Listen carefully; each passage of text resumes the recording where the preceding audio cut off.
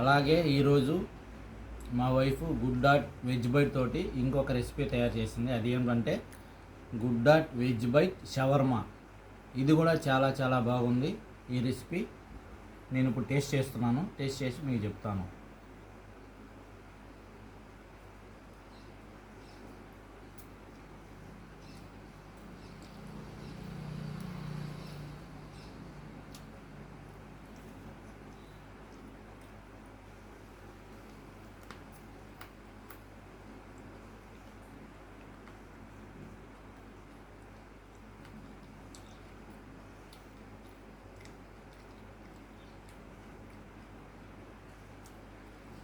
ఈ veg Bite shawarma అనేది కూడా చాలా చాలా బాగుంది.